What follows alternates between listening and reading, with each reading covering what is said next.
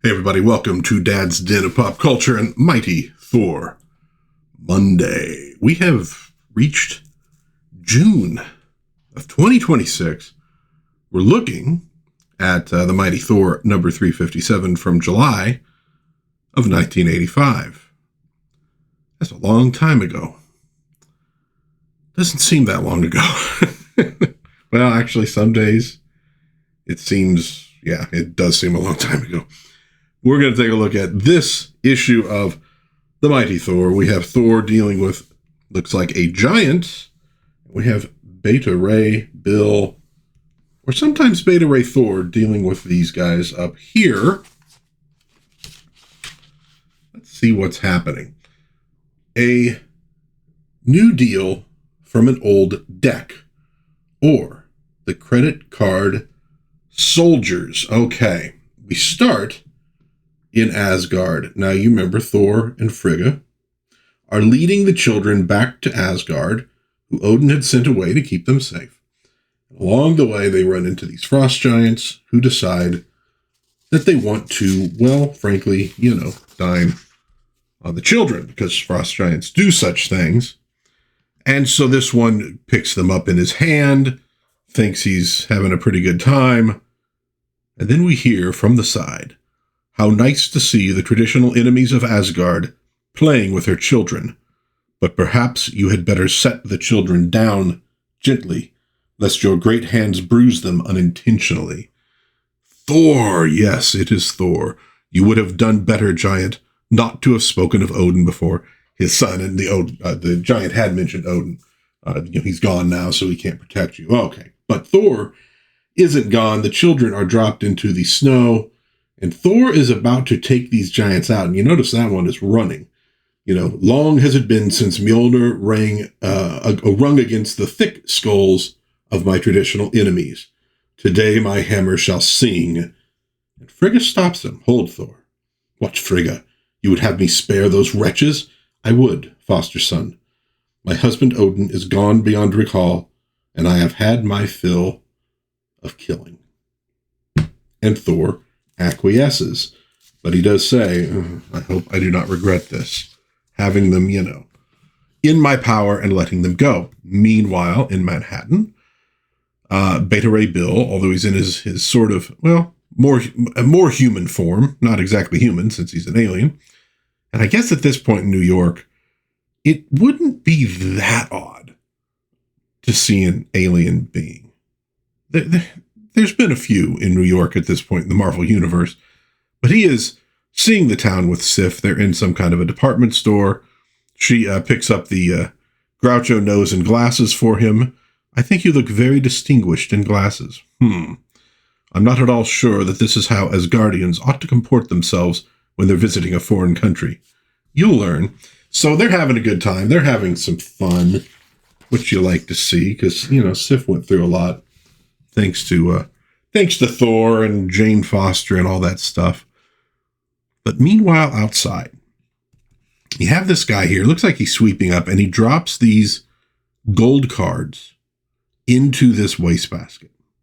Ducks into an alley, presses a button, and "Skatum, troops, deploy according to plan. Hit them hard and don't stop for anything."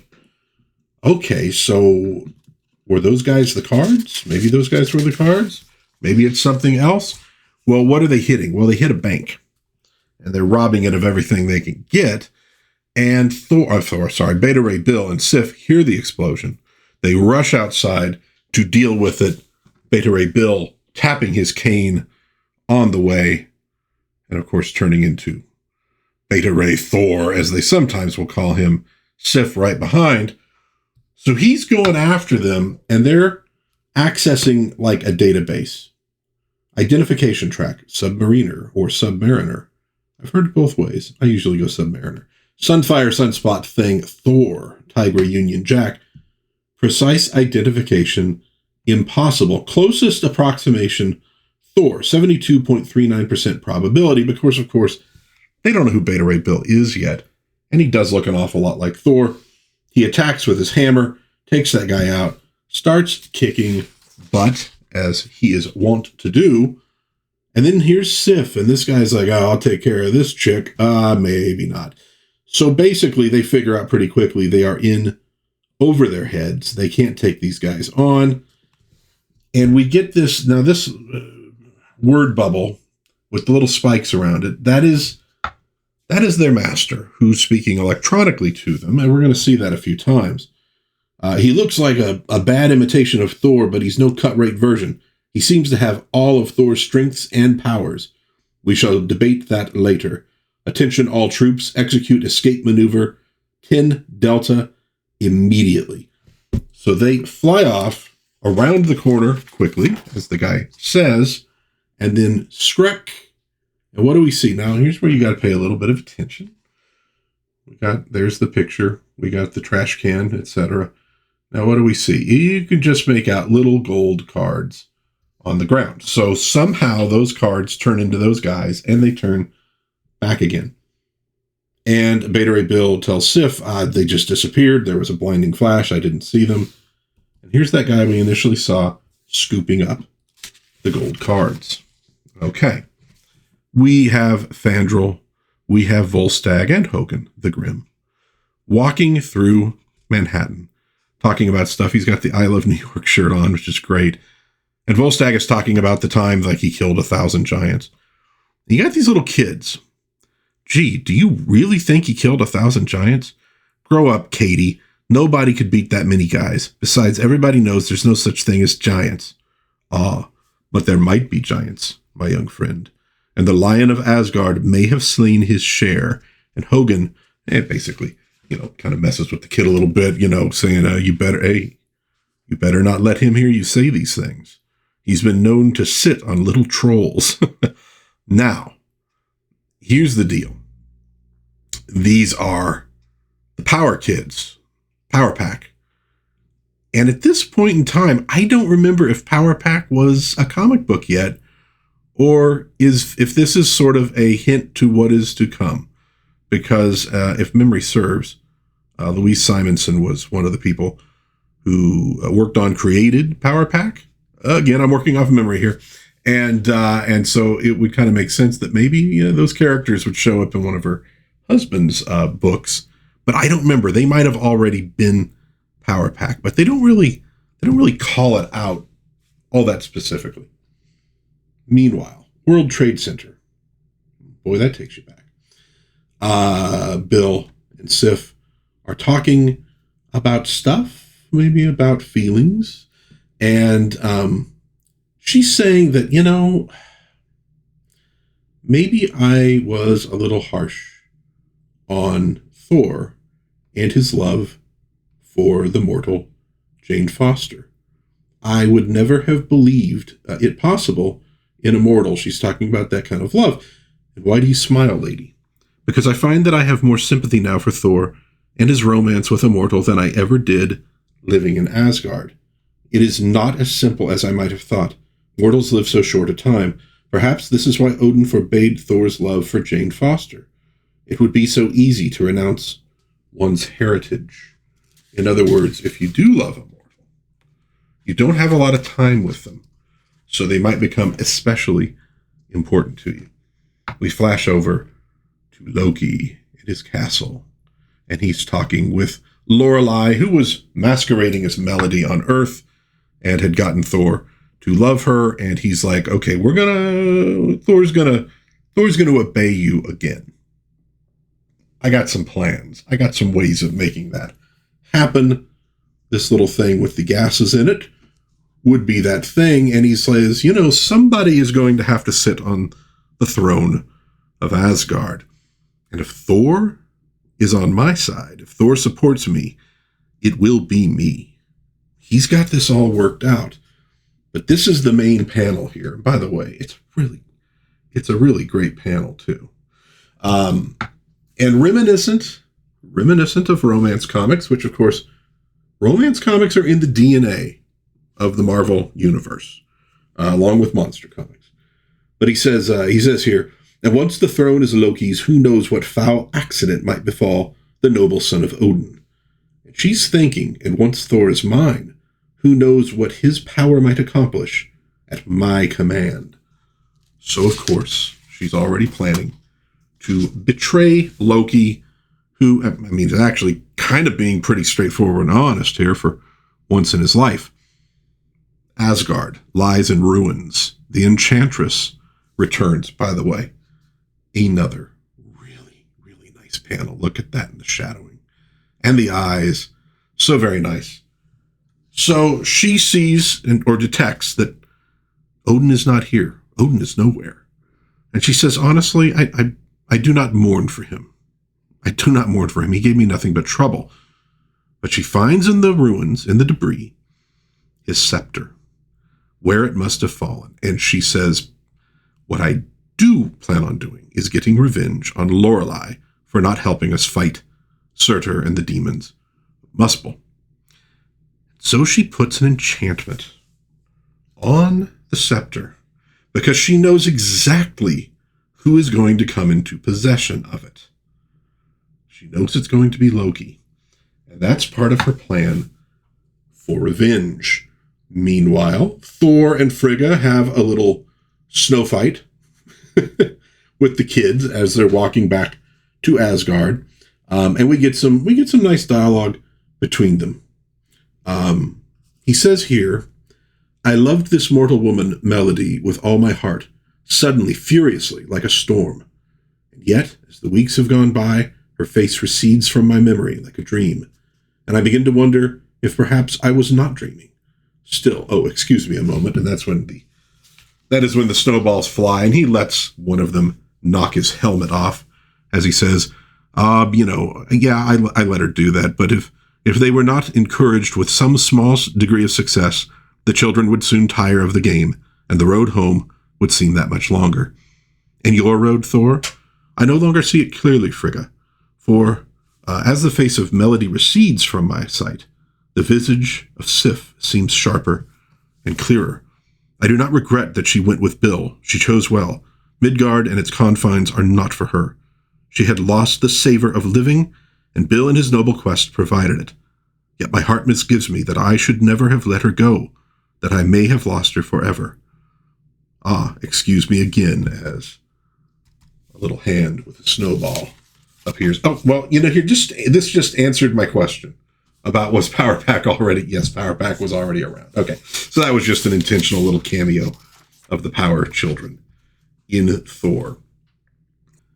We go back now to the story involving Beta Ray Bill. Here are the guys in gold. Here's the person yelling at them. This is a clue.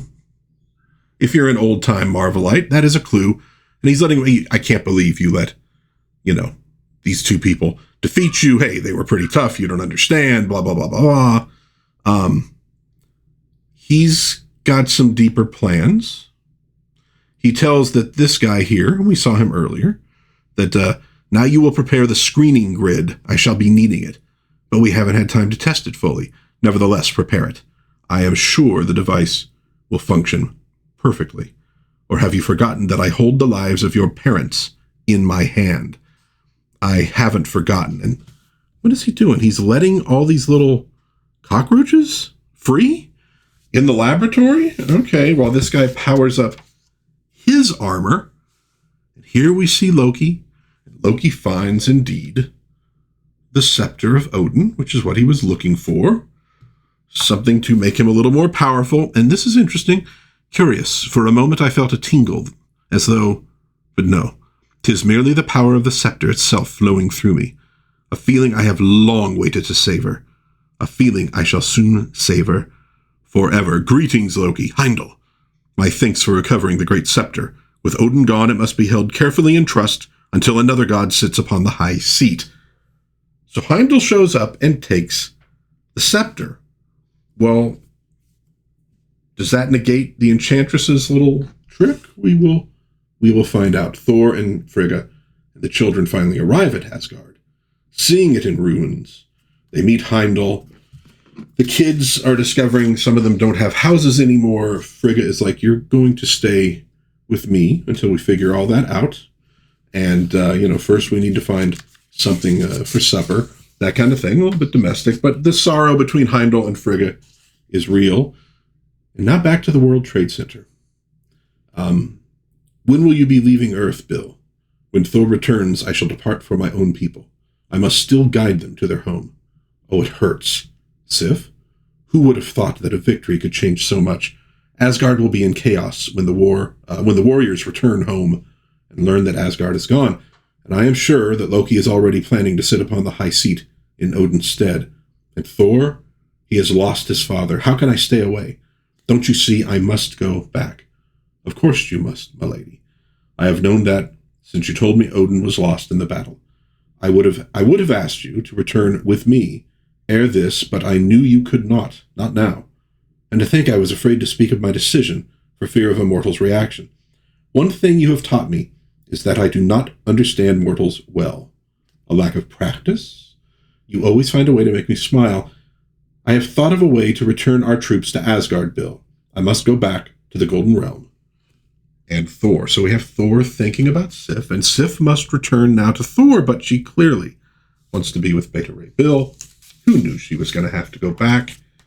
Interesting, though. She goes, I realize I don't understand mortals. It's like, well, Thor was trying to explain that to you for a long time in the comic books. Even had her living on Earth in Chicago for a while. She never quite got it. And speaking of Thor, Thor returns home. And he lays in bed. And then we see these eyes. These eyes are crying. Well, those eyes aren't crying, actually. And she drops the bottle, shatter. Hello, Thor. What? Who? Sif, is that you? When I am finished with you tonight, my handsome one, you will never think of Sif again. Melody. And we see the curling of that smoke all through the scene. Oh, really, really well done. Next, is Thor becoming a romance comic? Has Marvel's fabulous rock'em sock'em book degraded into nothing more than puerile soap opera? Will kissing become the rule rather than the exception? Is nothing sacred? Don't hold your breath, and don't miss our next issue when dalliance was in flower. Very nice. And it just occurs to me, though, I probably passed it up, but the credits for the book, they weren't on page 1, and I half thought that they might be on the last page. It occurs to me, I don't think there are any credits in this one. Well, it's Walt Simonson writing and drawing, and I know that much. So, Thor number 357 from July of 1985. Nice little work here. This is transitional.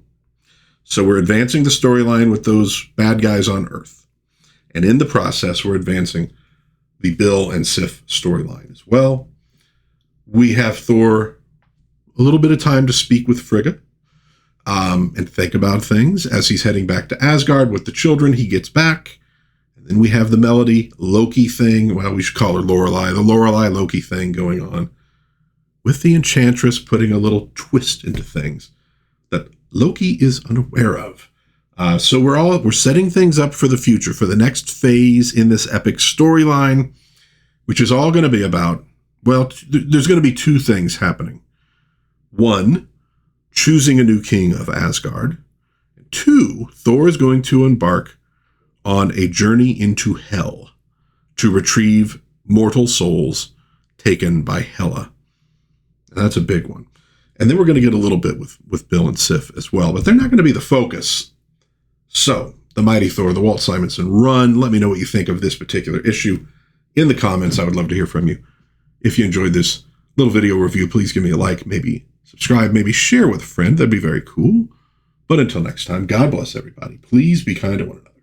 Have a little bit of fun out there, and I will see you again hopefully soon in Dad's Den of Pop Culture. Bye-bye.